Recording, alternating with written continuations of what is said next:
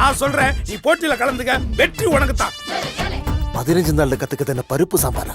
கட்டா குஸ்தி பார்த்ததில் ஒரு 100ல் 70 பேர் வந்து படம் சூப்பராக இருக்குது, படம் ஹிட் அப்படின்னு சொல்கிறாங்க.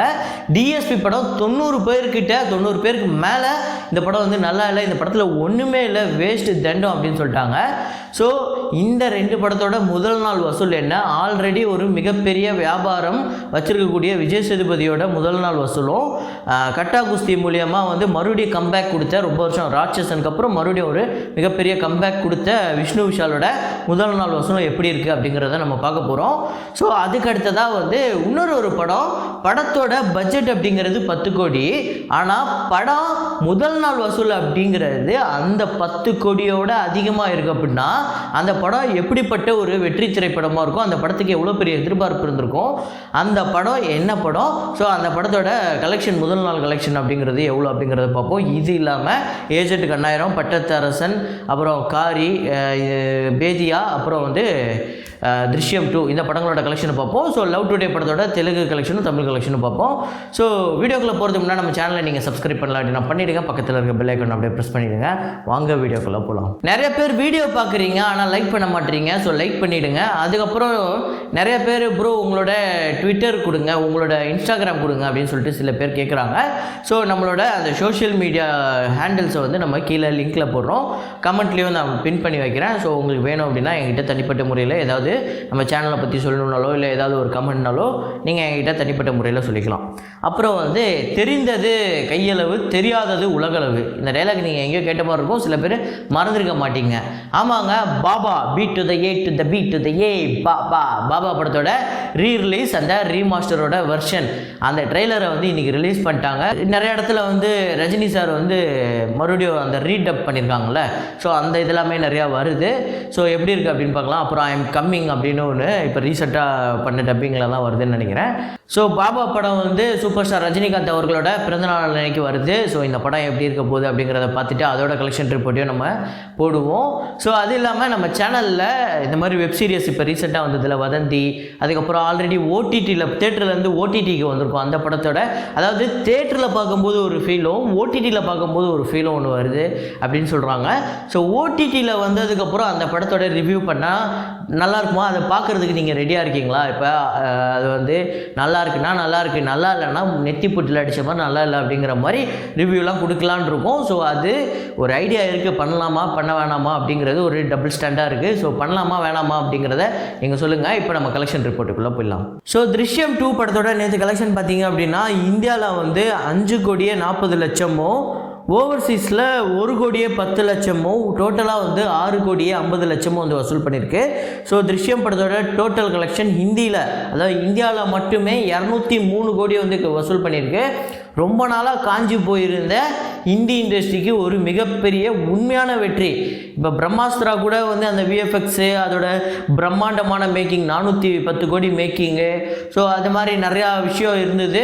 ஸோ ஓவர்சீஸில் ஒரு மிகப்பெரிய வசூல் எடுத்தது. இந்த மாதிரி பெரிய பட்ஜெட் படங்களுக்கெலாம் ஓவர்சீஸில் ஒரு மிகப்பெரிய பிஸ்னஸ் இருக்குது. ஸோ அப்படியானது தான். ஸோ ஆனால் இந்த படம் அப்படிங்கிறது ரொம்ப ஜென்யூனான விக்ட்ரி இந்த படம் திருஷ்யம் 2ங்கிறது. ஸோ ஓவர்சீஸில் 37,40,00,000, டோட்டலாக இதுவரை 241 கோடி வந்து கலெக்ட் பண்ணியிருக்கு.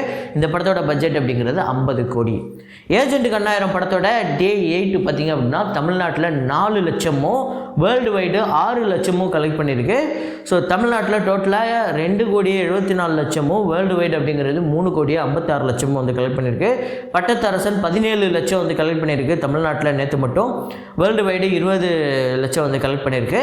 ஸோ டோட்டலாக வந்து தமிழ்நாட்டில் 3,42,00,000, வேர்ல்டு வைடு அப்படிங்கிறது 4,20,00,000 வந்து கலெக்ட் பண்ணியிருக்கு. இந்த படத்தோட பட்ஜெட் அப்படிங்கிறது 8.5 கோடி. ஸோ நான் இப்போ ஒரு ஸ்க்ரீன்ஷாட் ஒன்று போடுறேன். ஒரு தேட்டரோட ஹேண்டில், இது ட்விட்டர் ஹேண்டில், அவங்க போட்டிருக்காங்க டிசாஸ்டர் ஃப்ளாப் அப்படின்னு சொல்லிட்டு. ஸோ அந்த மாதிரி வந்து போய்கிட்டு இருக்கு.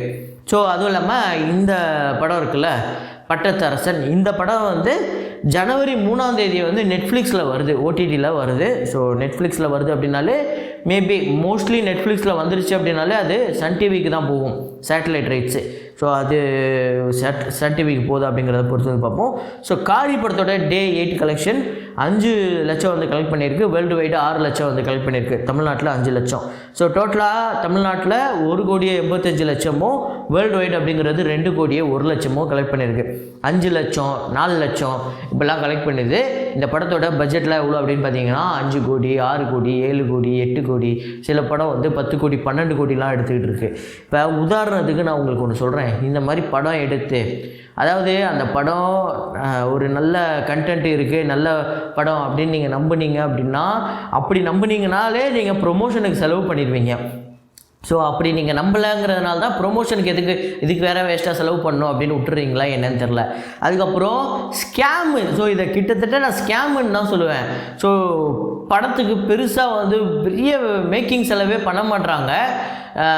அதுக்கடுத்ததாக நடிகர்களோட சம்பளம் அதிகம்னு சொல்லி அவங்களுக்கு மட்டும் கொடுத்துட்றாங்க. அந்த நடிகர்களுக்கோ டெக்னீஷியன்ஸ்க்கு மட்டும் சம்பளத்தை கொடுத்துட்டு படத்தை நோ பட்ஜெட் ஃபில்மாக எடுக்கிறது தான் இன்றைக்கி ட்ரெண்டாக இருக்குது. ஸோ பார்த்திங்க அப்படின்னா நிறையா படம் அப்படி தான் வந்துக்கிட்டு இருக்கு.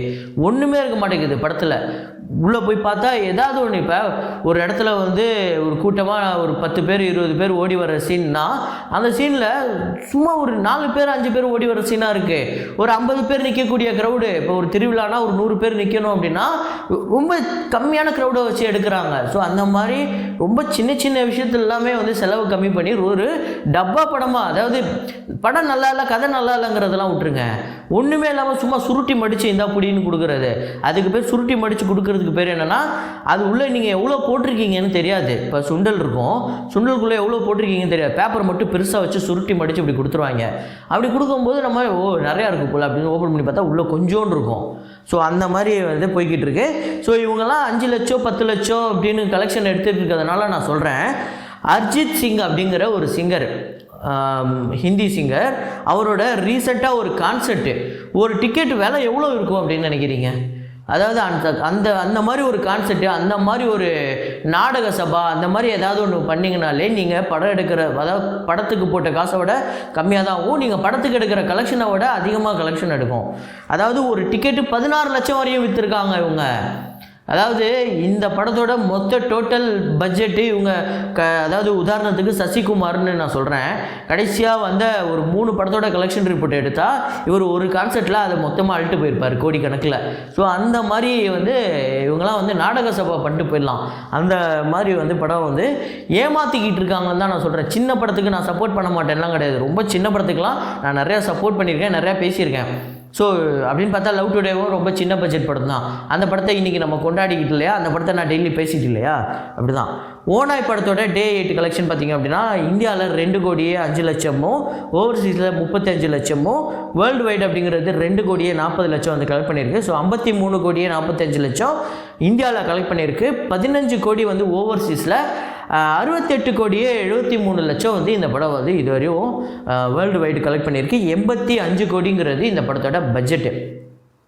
அதுக்கடுத்ததாக லவ் டுடே படத்தோட 29th டே கலெக்ஷன். ஸோ ஒரு மாதம் ஆக போகுது. ஸோ இந்த படத்தோட தமிழ்நாடு கலெக்ஷன் அப்படிங்கிறது 10 லட்சம்.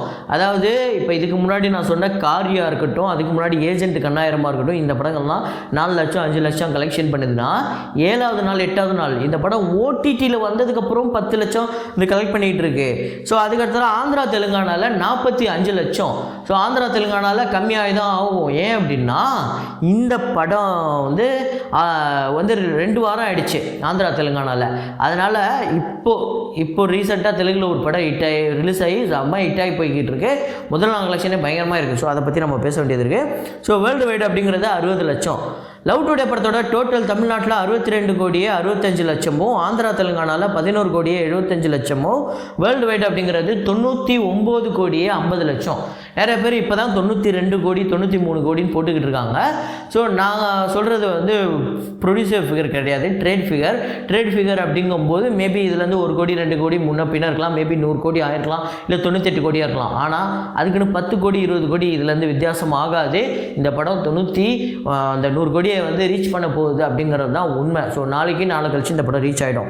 அதுக்கடுத்ததாக ஆல்ஃபோன்ஸ் புத்திரனோட கோல்டு, பிருத்திவிராஜ் நயன்தாரா அவங்களாம் நடித்த இந்த படத்துக்கூட கேரளா முதல் நாள் கலெக்ஷன் அப்படிங்கிறது 3 கோடிக்கு மேலே வந்து இருந்துச்சு. இப்போ 1,55,00,000. அதுக்கு காரணம் இந்த படத்தோட ரிசல்ட்டு. ஸோ இந்த படம் வந்து நல்லா இல்லை அப்படின்னு சொல்லிட்டு நிறைய பேர் சொல்லிட்டு இருக்காங்க. தமிழ்நாட்டில் நேற்று இந்த படத்தோட ஓப்பனிங் 12 லட்சம் தான் வந்து வசூல் பண்ணியிருக்கு. அப்புறம் வந்து யூஏஇயில் இந்த படம் வந்து 35 லட்சம், நேற்று வந்து 1 கோடிக்கு மேலே வசூல் பண்ணியிருந்துச்சு. இப்போ பார்த்திங்க அப்படின்னா கம்மியாகிடுச்சு. வேர்ல்டு வைட் அப்படிங்கிறது 2,45,00,000. கேரளாவில் டோட்டலாக 5 கோடியும், தமிழ்நாட்டில் 12 லட்சமும், யூஏஇயில் வந்து 1,65,00,000. அப்புறம் வேர்ல்டு வைட் அப்படிங்கிறது 7,85,00,000 வந்து 2 நாள் கலெக்ஷன் பண்ணியிருக்கு. இந்த படத்தோட பட்ஜெட் அப்படிங்கிறது 10 கோடி. ஸோ எப்படி இருந்தாலுமே இந்த படம் வந்து ஒரு 18 கோடிக்கு மேலே வசூல் எடுத்ததுன்னா ஒரு சூப்பர் ஹிட், அதாவது ஹிட் அப்படிங்கிற அந்த கேட்டகரியில் வந்துடும். இப்போ நான் சொன்னேன்ல அந்த படம் தான், அதாவது ஹிட் த ஃபஸ்ட்டு கேஸ் அப்படின்னு ஆல்ரெடி ஒரு பார்ட் வந்து பயங்கர ஹிட் ஆகிடுச்சு. இப்போ ஹிட் த செகண்ட் கேஸ் அப்படின்னு வந்திருக்கு. இந்த படத்துக்கு 3வது பாகமும் வரப்போகுது. அந்த 3வது பாகத்தில் வந்து பார்த்திங்க அப்படின்னா விஜய் சேதுபதியும் நானியும் நடிக்க போகிறதா சொல்கிறாங்க. ஸோ அந்த படத்துக்குமே ஒரு மிகப்பெரிய எதிர்பார்ப்பு இருக்குது. இப்போவே அதுக்கான அறிவிப்புலாம் கொடுத்துட்டாங்க. So hit the second case இந்த படத்தோட ஃபஸ்ட்டு டே கலெக்ஷன் ஆந்திரா தெலுங்கானாவில் 6,90,00,000, கர்நாடகாவில் ப்ளஸ் ரெஸ்ட் ஆஃப் இந்தியாவில் 90 லட்சமும், ஓவர்சீஸில் 4 கோடி வந்து வசூல் பண்ணியிருக்கு. ஸோ 11,80,00,000 இந்த படத்தோட முதல் நாள் வசூல். இந்த படத்தோட பட்ஜெட் அப்படிங்கிறது 10 கோடி. அதாவது முதல் நாள் வசூலே இந்த படத்தோட பட்ஜெட்டை விட அதிகமாக கலெக்ட் பண்ணியிருக்கு. அப்போ பார்த்துக்கோங்க, இந்த படம் 6 கோடி தான் வந்து படத்துக்கு வந்து செலவு பண்ணியிருக்காங்க. 4 கோடி அப்படிங்கிறது இந்த படத்துக்கு பப்ளிசிட்டி, இந்த படத்துக்கு ப்ரொமோஷனுக்கு செலவு பண்ணிடுறாங்க, பப்ளிசிட்டி அண்ட் ப்ரொமோஷனுக்கு. ஸோ அப்படி தான் பண்ணணும். நீங்கள் அப்படி பண்ணால் தான் எல்லா இடத்துலையும் ரீச் ஆக முடியும். ஓவர்சீஸ்லலாம் பெரிய செலவு பண்ணியிருக்காங்க இந்த படத்துக்கு. கிட்டத்தட்ட ஓவர்சீஸில் மட்டுமே 50 லட்சம் கிட்ட செலவு பண்ணியிருக்காங்க இதுக்கு ப்ரொமோஷனுக்கு. ஸோ அதுக்கடுத்து தான் கட்டா குஸ்தி டே 1 கலெக்ஷன் நேற்று வந்து பார்த்திங்க அப்படின்னா 2,10,00,000 தமிழ்நாட்டிலையும், ஆந்திரா தெலுங்கானாவில் 1,30,00,000 ஆந்திரா தெலுங்கானாலையும் நல்லா போய்கிட்டு இருக்குது இந்த படம். ஸோ வேர்ல்டு வைடு அப்படிங்கிறது 4,30,00,000 வந்து கலெக்ட் பண்ணியிருக்கு. இந்த படத்தோட பட்ஜெட் அப்படிங்கிறது 25 லட்சம். ஸோ 2வது நாள் இந்த படத்தோட கலெக்ஷன் அப்படிங்கிறது இன்னும் அதிகமாகும் அப்படின்னு சொல்கிறாங்க. So DSP, so Vijay Sethupathi அவர்களோட டிஎஸ்பி படம் பார்த்திங்க அப்படின்னா தமிழ்நாட்டில் 1,70,00,000, ஓவர்சீஸில் 65 லட்சமும் கலெக்ட் பண்ணியிருக்கு. வேர்ல்டு வைடு அப்படிங்கிறது 2,95,00,000. இந்த படத்தோட பட்ஜெட் அப்படிங்கிறது 20 to 25 கோடிக்குள்ள வரும் அப்படின்னு சொல்கிறாங்க. ஸோ எக்ஸாக்டாக தெரியல, அது தெரிஞ்சோன்னா இன்னொரு ஒரு வீடியோவில் நம்ம சொல்லிடலாம். ஸோ கட்டா குஸ்தி அப்படிங்கிறது இந்த 25 கோடி பட்ஜெட்டை தாண்டி 30 கோடி 35 கோடி வந்து வசூல் எடுக்குமா, டிஎஸ்பி அப்படிங்கிறது இதுக்கு மேலே வந்து பெரிய கலெக்ஷன் எடுக்குமா அப்படிங்கிறதெல்லாம் நம்ம பொறுத்து பார்ப்போம். ஸோ நீங்கள் என்ன நினைக்கிறீங்க அப்படிங்கிறத கமெண்ட்டில் போடுங்க. ஸோ இதே மாதிரி ஒரு வீடியோவில் இதே மாதிரி ஒரு கலெக்ஷன் ரிப்போர்ட்டில் மீண்டும் நான் உங்களை சந்திக்கிறேன். Signing off Rahman.